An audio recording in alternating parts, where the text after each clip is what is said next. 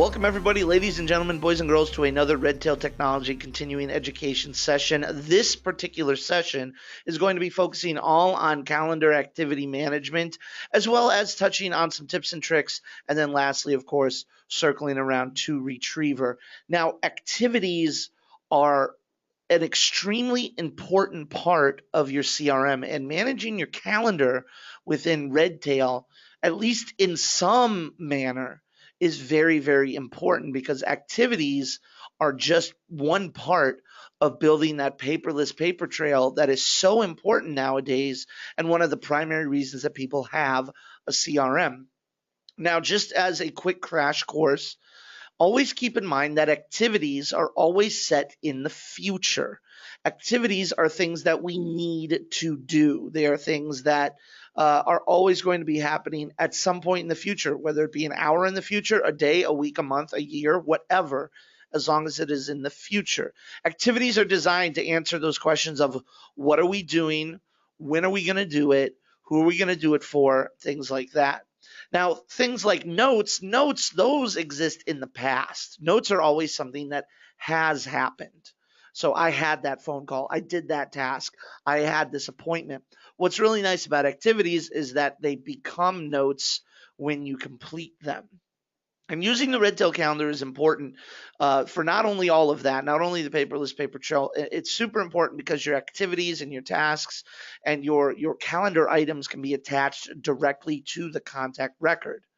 Basically, it's giving you a full and complete history. It's producing that ironclad audit trail of both what you've done and what you're going to do.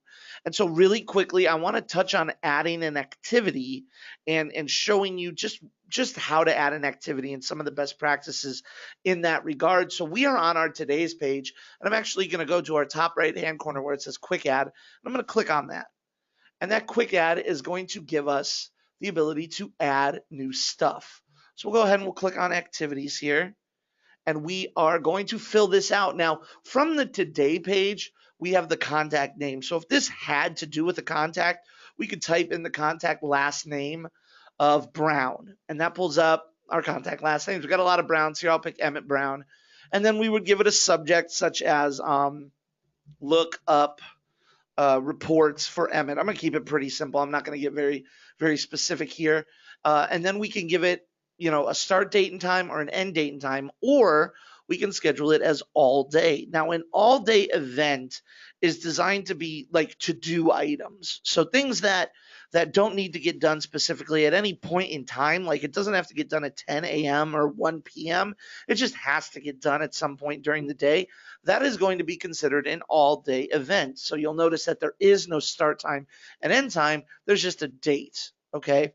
Now, for events that like appointments or client reviews or meetings or things like that, they are obviously going to have a start time and end time. So we would uncheck this box, and then we would fill out that start time and that end time. And we would basically put it however we wanted. All day right now, because it's a task, that would be what we want to do here. We're going to look up reports for Emmett. Now, this is very, very important, the type and category. We've done a ton of webinars, and we have a lot of training materials all about customizing your database lists. And these are two very important lists, in my opinion, that help you build that complete paper trail for reporting later on. And we're going to touch on reporting a little bit later. But we want to give this a type. What type of activity is this? Is it, a client meeting? Is it an appointment? Is it an internal meeting? Is it a consultation? You'll notice that you start with some system types, some generic ones here, and then you can always customize this list. Now, I'm not going to go into the customization today, but if you look up any type of training or any type of help materials that we have on customizing database lists, you will find the ability to customize these lists. I'm going to pick this as a task, because that's exactly what it is. And then I'm going to give it a category. Now, this category helps better define what this particular activity is. So it's a task, but what kind of task is it? And again, you'll notice that we have some default system types, but we also have a ton of custom types. Now, you don't need to have this long of a list for custom types. This is just us having gone through these lists over and over again and continuously adding things. But if you wanted to, you could add custom types to this list. In this case, though, I want to pick the default of customer service. Now, the reason that we pick these out is because if I just tag everything as an appointment and tag it as general information, then I have no ability to look back at my phone calls, and I have no ability to look back on what we've done for customer service. By filling out the most complete version of information right off the bat, you are going to build basically a more detailed history for you to be able to look back on. And from this page, we have the ability to create and edit or create an activity. In this case, I'm going to go ahead and click create and edit, and that'll open up a brand new activity, big, able for us to fill out even more information, such as location, importance, priority. We could type in the description, such as Emmett wanted us to look at some of his performance reports. And that's it. We'll just leave it at that. All right. Make sure we spell his name right. We also have the ability to notify teams or set privacy options. So if this was a personal activity, something like a doctor's office visit or whatnot, and you wanted to keep it fairly private, you could actually tag this with a privacy option. And what that's going to do is that's going to show the calendar activity for anyone who looks at it. But instead of giving them all the details, it's just going to show this as a private activity. It will show the start date and time and the end date and time, which is nice because it allows you to keep it private, but it also shows people that this chunk of time is reserved. This chunk of time is not available for appointments or activities. So I'll go ahead and give this privacy options of only me. Now, we also have the ability to set this activity for repeating. So if I wanted to repeat this every 3 months, something like that, I could go ahead and type in monthly, and I want it to repeat every 3 months. And then I have the ability to pick either each or on. Each gives me the opportunity to pick an actual date in the month, 5, 8, 28, whatever. So like it falls on the 14th or the 15th, we could select that. Now, the one negative with this is that it could fall on a weekend, because if you're picking this date, it doesn't necessarily know to avoid a weekend. However, if we go to on, then we have the ability to avoid weekends. Now we can say that this is going to happen on the 1st, 2nd, 3rd, 4th, Monday, Tuesday, Wednesday, whatever. So let's look at this, the 29th. That is the 30th. I want to do the 5th here, which is the first Wednesday. And so then I'm going to go ahead, I'm going to tag it as the first Wednesday. And so then every 3 months on the first Wednesday, this activity would pop up. Now, I want to give you, when you're building repeating activities, there is a very important tip that I want you to remember, and that is the repeat ends. Always, always, always, always give your repeating activity an end date. And this is important because if you do not give your activity, a repeating activity, an end date, then it's just going to keep repeating. And I believe, if I'm not mistaken, that it will repeat in your calendar for 40 or 50 years. Now, that's not necessarily a bad thing, especially if you plan on being in business for 40 or 50 years. But what it is going to do is it's going to fill your calendar up with junk, with stuff that you might not even ever get to. And that, to be honest, if you never set a repeating activity to end, that's going to fill it up with a lot of garbage, and that has the potential to affect the speed of your database. So give it an end date. Specifically, give it an end date that is fairly correspondent to however many increments of time it's repeating. So if this is repeating every 3 months, we could give it an end date of maybe the end of 2018. That would be okay, maybe a couple of years down the road. If this was repeating once a week, then we would absolutely want it to end at the end of the year. So depending on how often your activities repeat, that is how early or how far in the future you should set your end date. Now, this is not a repeating activity, so we're going to just turn all this off. We're not going to repeat anything here. And I'm going to go over to this right-hand side.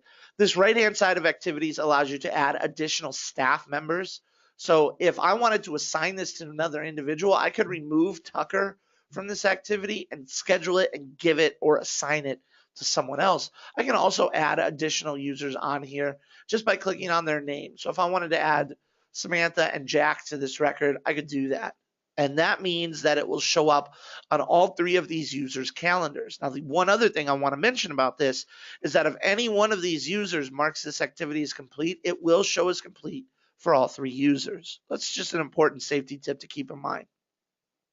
Below that, we have the ability to link contacts. Now we can link as many contacts as we want here.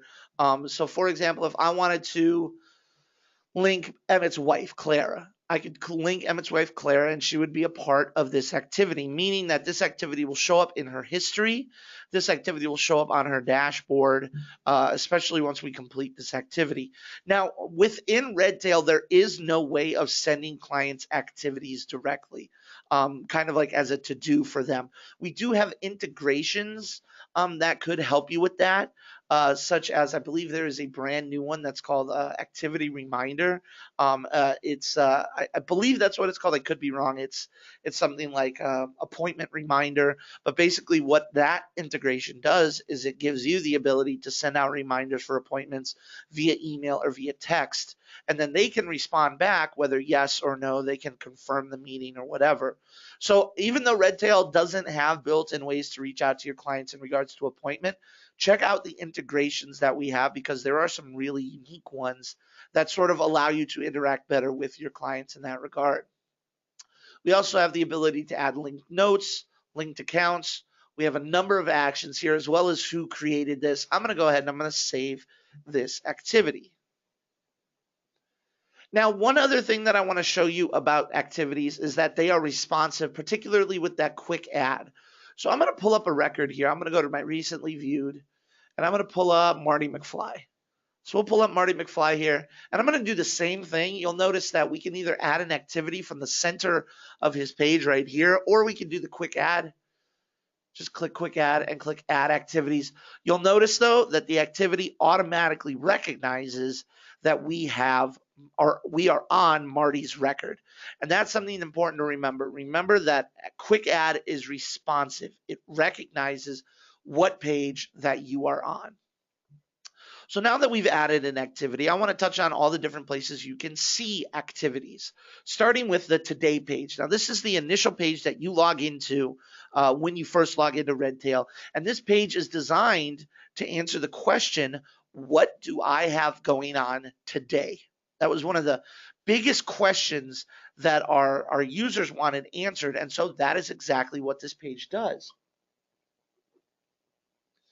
Now, beyond that, obviously, we're seeing what we have to do today. These are all the activity items that I have to do today. And you'll notice that they're all different. We have client reviews, we have phone calls, we have appointments. Some of them are updates, some of them are general informations, some of them are client meetings.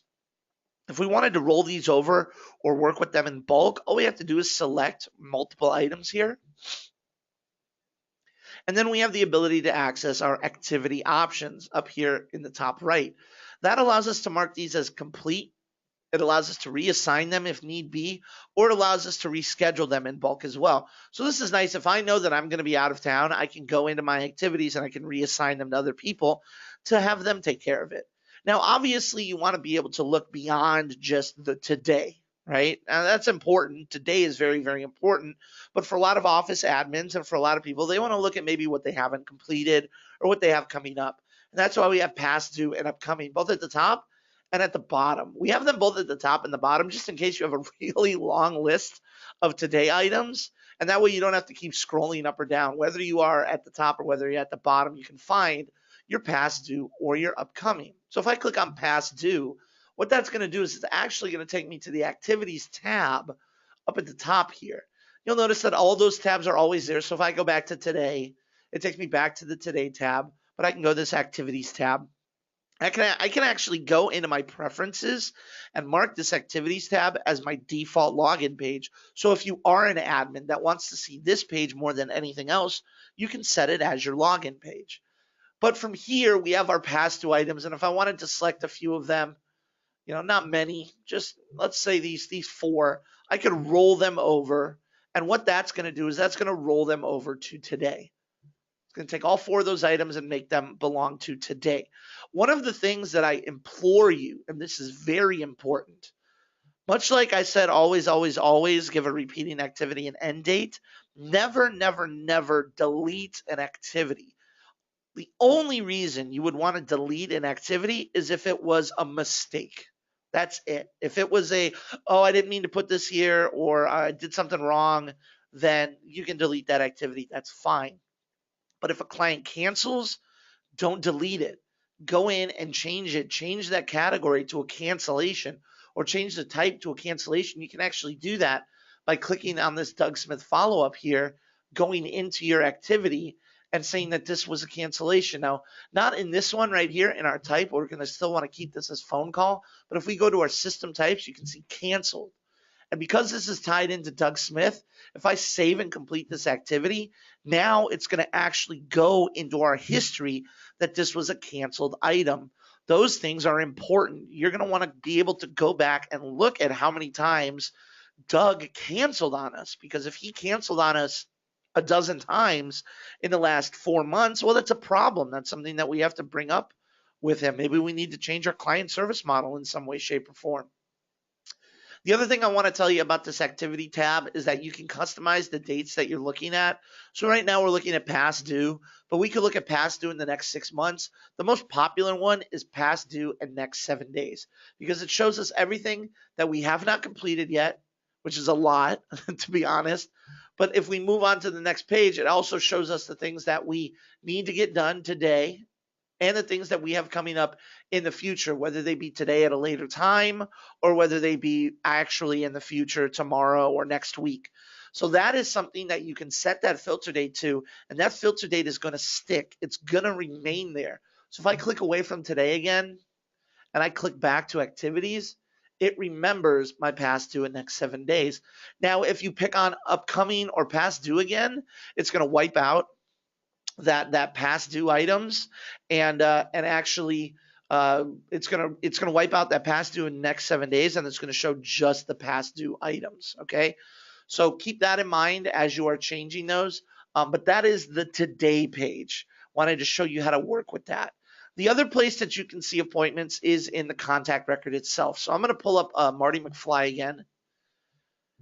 And we already kind of saw this when we went to the contact record, but there are a number of places to see what is going on with this particular client. Number one, we can see when his next activity is scheduled. 627. Now, what that is, when it says next activity, what that means is this is the next open activity that needs to be completed. So it does go into the past. So keep that in mind. Basically, we don't have the space here to put next activity that needs to be completed, but it is basically the last open activity that you have. So this, even though this is past due, it's listed as our next activity, prompting us to do it. Our last activity is the last activity that we have completed for him. And we also see that we have one past due activity right here. We have his past due and his next 30, and he doesn't have many. He's only got 2 right now. And again, remember, we can add that activity. We can toggle between that and the latest notes, and it remembers where we leave it on. So if you care about the notes, leave it on the notes. If you care about the activities, leave it on the activities. The other thing we can do is we can click on that one past due activity, and that's going to actually take us into his activities tab over on the left here, particularly with the past due. So again, this shows us past due. This shows us today. It can also give us a custom range if we want to, of showing us what we have going on. So if I want to see the entire month, basically I pretty much do that, or that's the next 2 months. We would apply that, and it shows us what we have for the next 2 months. Remember that anytime you want to work with activities in bulk, you can check the boxes, but if you want to work with them individually, you can just click that action button, and we can mark this as complete. We can reschedule, we can roll it over. I'm going to go ahead and I'm going to mark this as complete.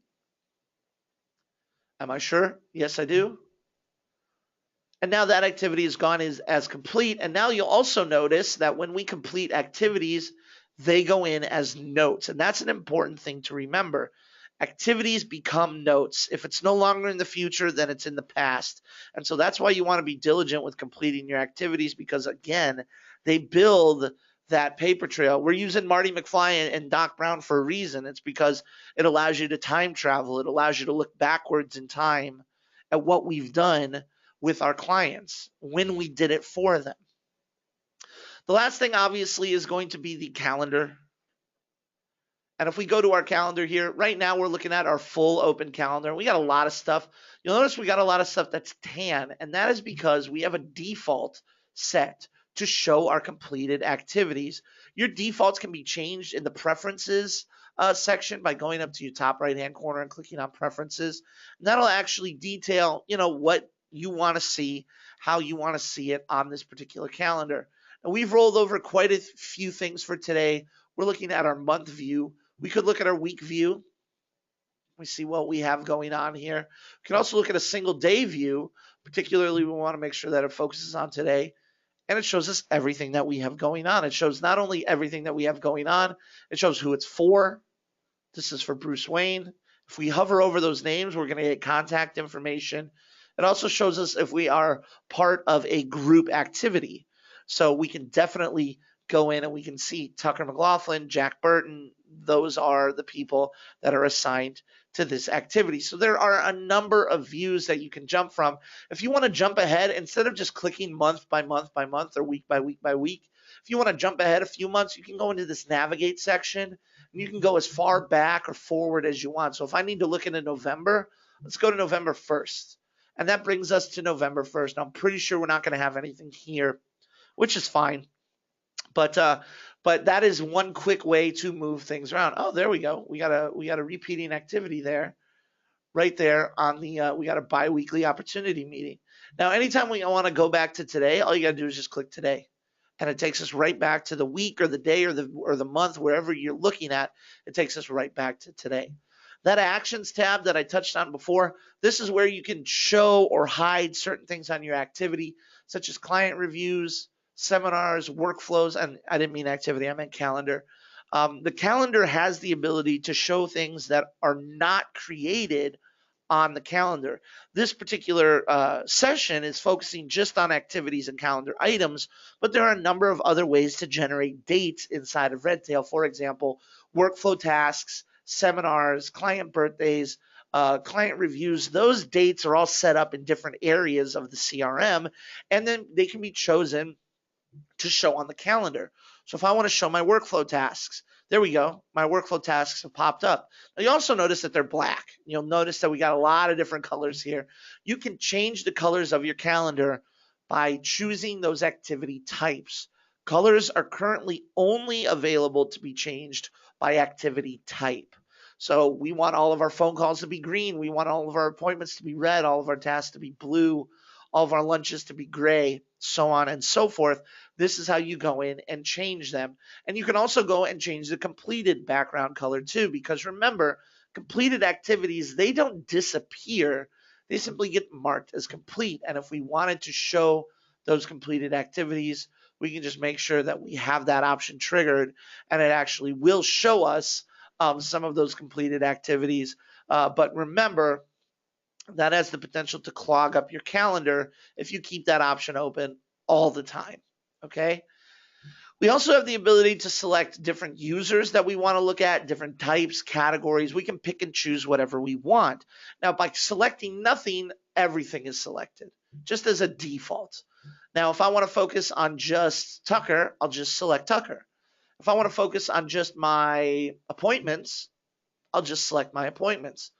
So that gives me the ability to sort of filter everything down and kind of get away from the noise, so to speak, so that if I want to focus on just the phone calls I need to make, I can do that. I can just go down to my phone calls, go ahead and click on that, and there, these are the phone calls that I need to make for the day. So that's a really good way for you to, again, just kind of pick and choose what you want to see on the calendar. Now, once you have these things on the calendar, it pretty much works just as a calendar. I can actually drag and drop if I see overlapping items here and I want to reschedule them. For example, I want to move this meeting with Teddy to tomorrow at 11. I can just drag and drop it really quickly and really easily.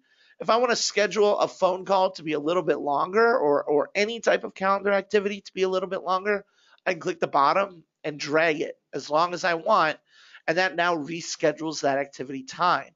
So that's really cool. I like that you can work dynamically with your activities on your calendar. It's kind of like playing Tetris a little bit, where you can pick and choose and see where you have available time to actually fit things into your schedule. The last thing that I want to mention is this does give you the ability to add an activity just by double clicking on the calendar. So if I wanted to add an activity tomorrow at 4 p.m., I'd find 4 p.m. and I'd just double click on it. And you'll notice that that brings up an activity very similar to what we filled out before, but it's already got our date and time filled out there.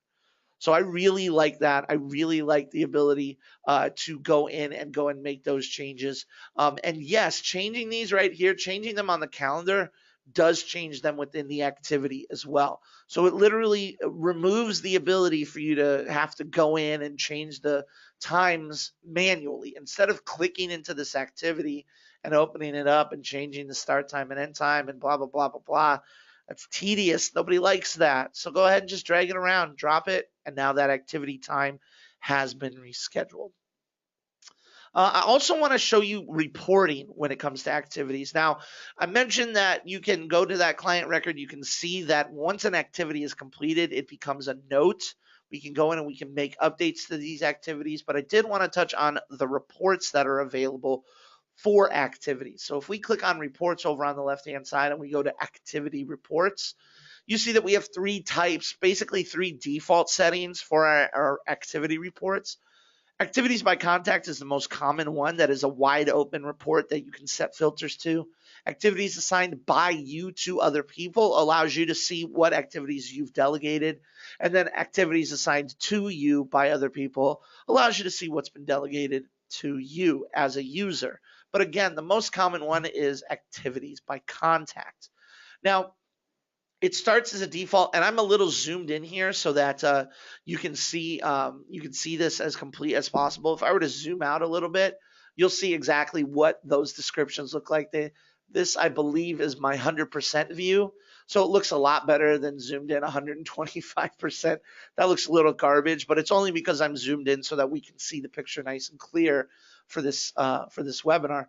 Now, in order to set and show what we want to see about this activity, we're going to want to click filters. And filters give us the opportunity to cast our net. That's the phrase I like to use. Cast your net, kind of an old fishing term, right? We're going to cast our net out from the side of the boat.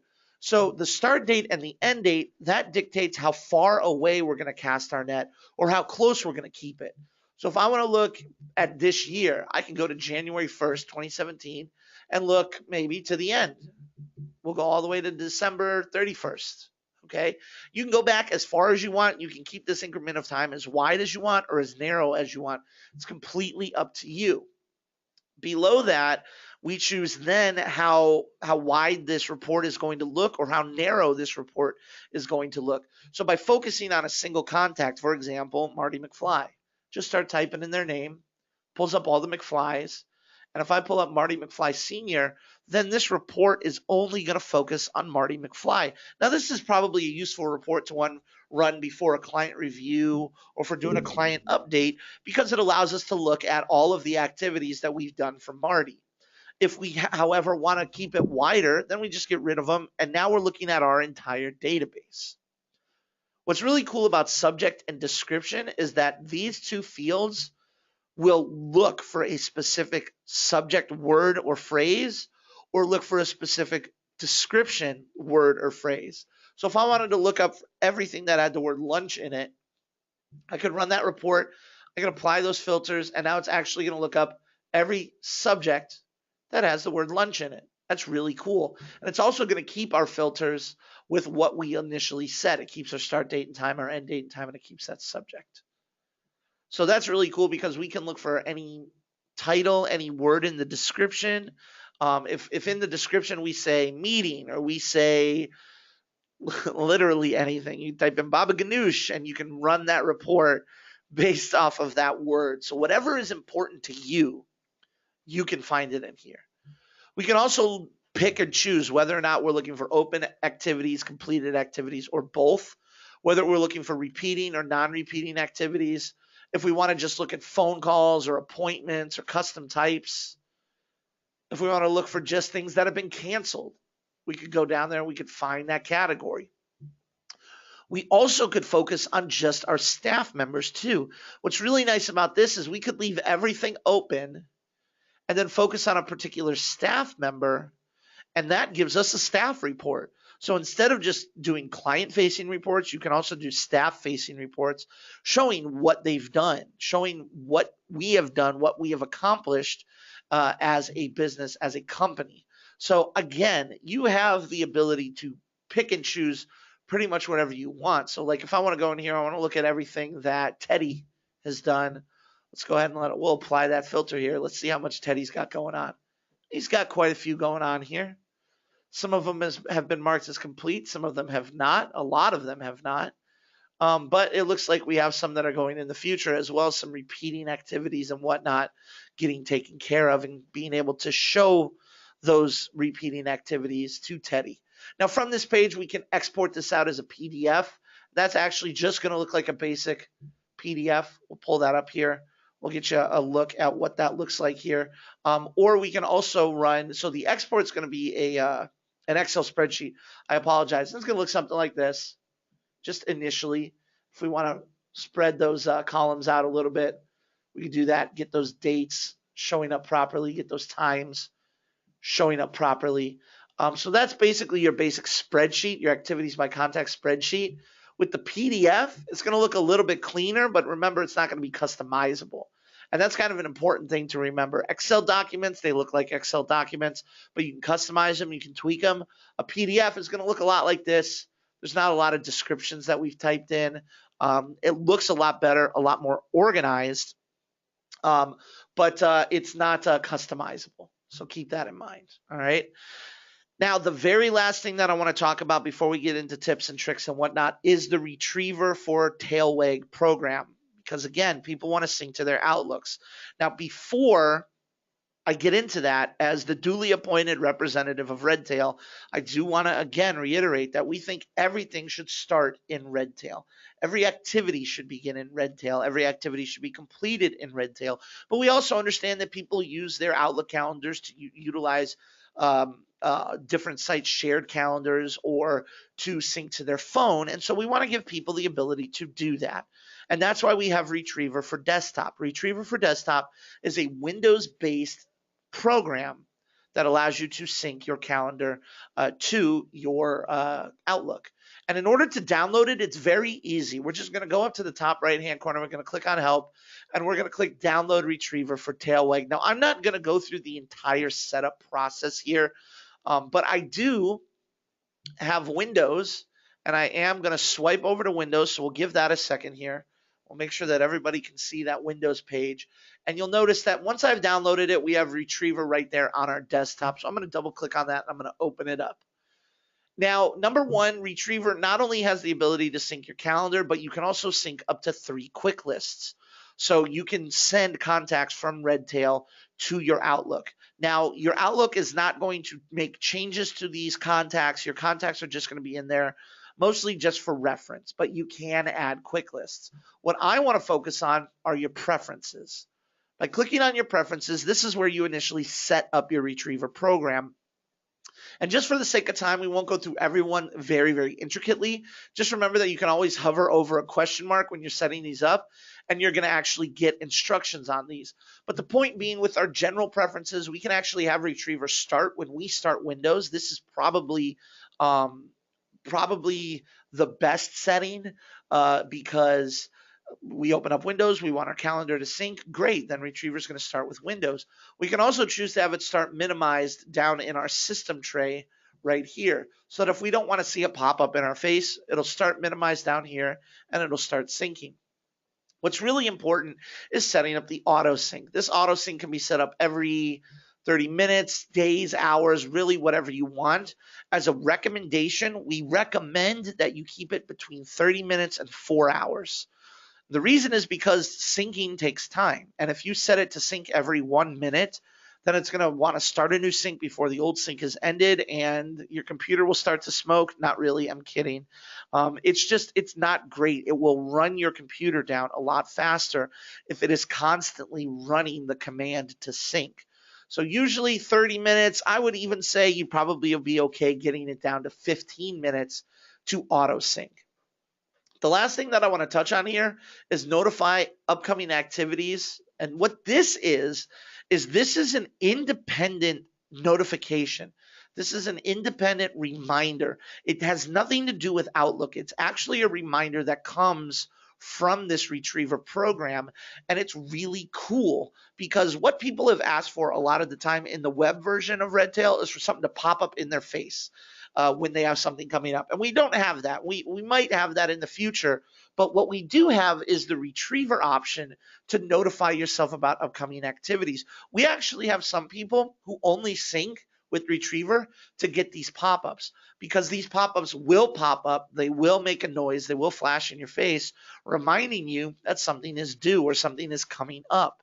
So that's one of my favorite parts about setting up your retriever, is that you get these independent retriever notifications popping up at you. Now, with contacts or quick lists don't have anything to do with the calendar. It's just the fact that you can sync not only your calendar items to Outlook, but you can also sync some contacts via the quick lists to Outlook. A lot of them sync to Outlook, or a lot of users sync to Outlook simply to have some of their most important clients, like maybe they want their gold clients in their phone so that when they call, they have their number right there. That's the typical usage for syncing contacts to Retriever. And this is where you can just check this box and it's going to download contacts from Redtail to Outlook. It can bring birthdays in there. It can remove birthday reminders, pretty much whatever you want. It's not really tied into the calendar. It is purely based on contacts. We're not going to spend a ton of time on there. The other two tabs are calendar and tasks. Now, in Redtail, we treat everything the same. A task is on the calendar, a phone call is on the calendar, an appointment is on the calendar. Outlook treats them differently. And so that's why we have these two different tabs. Anything tagged as a task, anything given the activity type of a task in Redtail, is going to show up as a task in your Outlook. Everything else, phone calls, appointments, lunch meetings, whatever, they're going to show up on your calendar as normal. So in order to do that, what I would recommend is having these tabs be as identical as possible. If I want my calendar to download, we have old dates here. I don't even like it. So see, there's that pop-up that happened. That's that automatic pop-up reminder that I was just talking about. I knew it was going to happen, so I kept it up and kept it running. So I can snooze or I can close this out. And if I want to see those reminders again, I can double click that icon and it pulls them up again. So again, I love those pop-up reminders. Going back to the preferences though, let's make sure that we set this for about a year, 2017 to 2017.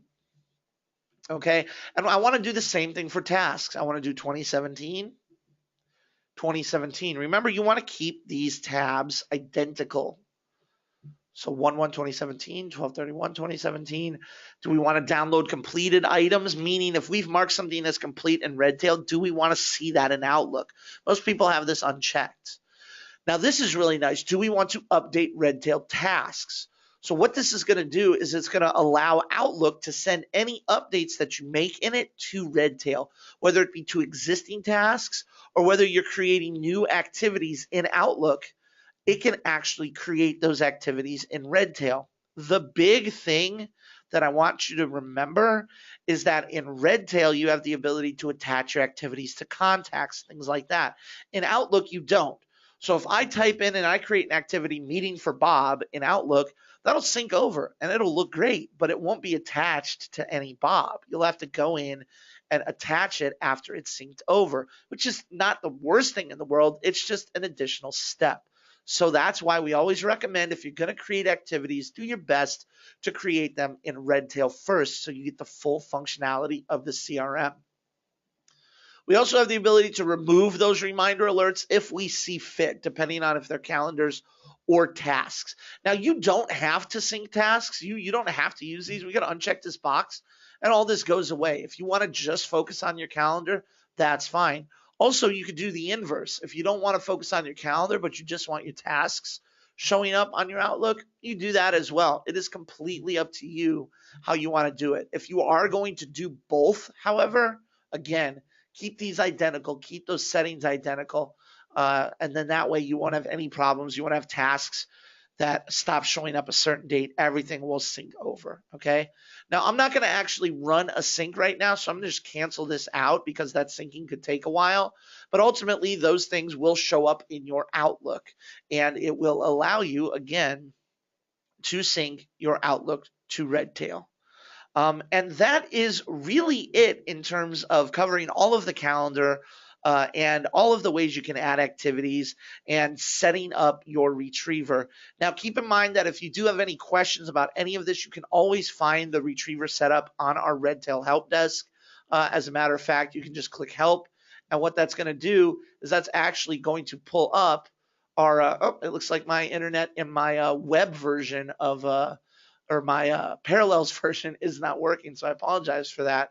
But what it will do is it will pull up the retriever for Tailwag document here. So if I go into Tailwag and I type in retriever, we'll run that search really quickly. And that's actually going to show you some of the other things that we have: troubleshooting retriever, downloading and usage of retriever. This is going to be the most helpful one there. Okay. So definitely keep that in mind. If you need help setting it up, you can find it there. But if you do have any other questions after this webinar, you can always reach out to us via phone at 800-206-5030, option 3 for support, or you can always shoot us an email over to support@redtailtechnology.com. So don't forget to use those activities, everybody. Create that calendar, create your history, and have yourselves a great day. Thanks.